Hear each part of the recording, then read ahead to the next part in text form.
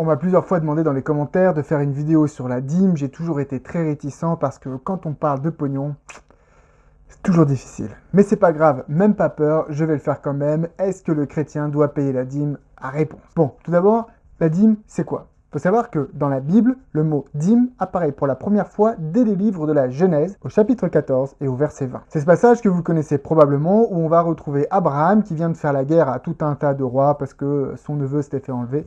Bref, et il y a un personnage qui va arriver qui s'appelle Melchisédek et Abraham va lui donner la dîme à ce moment-là. Déjà, ce qu'on peut noter à ce niveau-là, c'est que la dîme, c'est pas un concept de la loi de Moïse, d'accord? Ça arrive très tôt avant que Moïse donne la loi, donc c'est pas un truc de juif, si vous voyez ce que je veux dire. Ça a préexisté avant la loi de Moïse, et en fait, la loi de Moïse est venue entériner quelque chose qui était déjà là. Ensuite, si vous allez dans Hébreux chapitre 7, on nous donne une explication, une interprétation de ce geste d'Abraham envers Melchisédek. Le verset 4 dit « Considérez combien est grand celui auquel le patriarche Abraham donna la dîme du butin. » Puis, au verset 7, « Or c'est sans contredit l'inférieur qui est béni par le supérieur. » Donc le second élément qui nous est donné aussi ici, c'est que la dîme est donnée à l'inférieur au supérieur. Donc lorsque Abraham donne la dîme à Melchisédek, c'est parce qu'il la donne à plus grand que lui.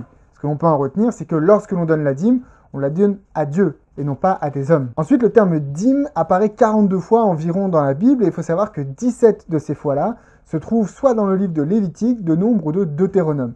C'est donc bien un élément qui est lié à la loi. Alors, je vais pas reprendre tous les passages en détail, avec une concordance, vous pouvez aller lire, mais en gros, ce que nous dit dans ces lois-là, c'est que la dîme est destinée pour les Lévites. Pourquoi? Parce qu'il est dit des Lévites qui n'auront pas de possession, qui n'auront pas de terre. Le territoire d'Israël, la Palestine de l'époque, a été découpé en fonction des tribus d'Israël, mais les Lévites, eux, n'ont pas de terre, à l'exception de quelques villes de refuge.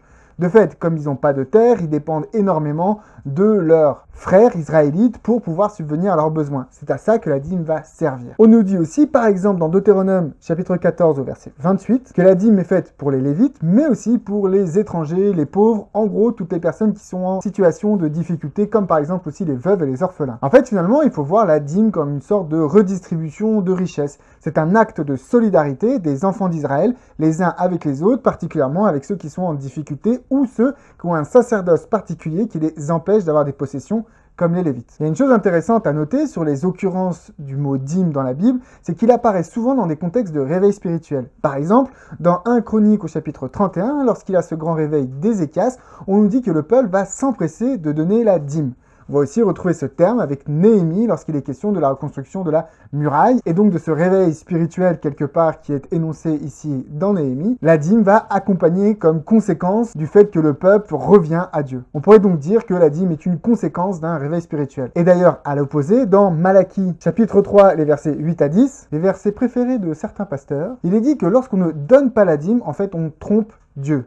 Donc finalement, le fait de ne pas donner la dîme est un symptôme d'un problème spirituel. Alors attention, dans les évangiles, Jésus est très clair. Par exemple, dans Matthieu chapitre 23, verset 23, il critique les pharisiens parce qu'ils donnent la dîme et qu'ils oublient en gros l'amour et la justice. Mais regardez, le verset 23 dit exactement « Malheur à vous, scribes et pharisiens, hypocrites, parce que vous payez la dîme de la menthe, de la nette, du cumin, et que vous laissez ce qui est plus important dans la loi, la justice, la miséricorde et la fidélité. C'est là ce qu'il fallait pratiquer, sans négliger les autres choses. Les autres choses ici, c'est entre autres la dîme. Donc Jésus ne critique pas la dîme, mais ce que Jésus critique, c'est de croire que parce que je paye la dîme, je m'achète en fait une place au paradis. La dîme est effectivement une conséquence des réveils spirituels et elle est un symptôme d'un problème spirituel, mais à aucun moment elle est un moyen pour arriver plus vite au ciel. Conclusion, notre engagement religieux devrait se traduire par la volonté de donner la dîme. C'est un acte volontaire, non imposé. Alors la grande question maintenant, c'est est-ce que les apôtres ont recommandé à la première église de payer la dîme? Réponse, non, mais si quand même. Et pour ça, je vais prendre un texte phare, de prendre 1 Corinthiens, chapitre 9. Au verset 11, Paul dit ceci. « Si nous avons semé parmi vous les biens spirituels, est-ce une grosse affaire si nous moissonnons vos biens temporels ?» Puis il continue, versets 13 et 14, en disant « Ne savez-vous pas que ceux qui remplissent les fonctions sacrées sont nourris par le temple, que ceux qui servent à l'autel ont part à l'autel ? De même aussi, le Seigneur a ordonné de ceux qui annoncent l'évangile de vivre de l'évangile. » Alors clairement, à aucun moment, Paul, dans tout ce chapitre-là, ne cite la dîme. Le mot dîme n'est pas présent. Mais vous avez remarqué la construction. Il dit que ceux qui travaillent au temple sont nourris par le temple, que ceux qui travaillent à l'autel sont nourris par l'autel. De fait, ceux qui travaillent à l'évangile sont nourris par l'évangile. Et comment est-ce que ceux qui travaillent au temple et à l'autel étaient nourris? Par la dîme.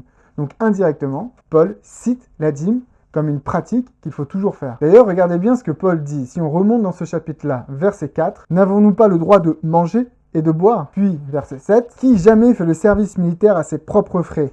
Qui est-ce qui plante une vigne et n'en mange pas le fruit ?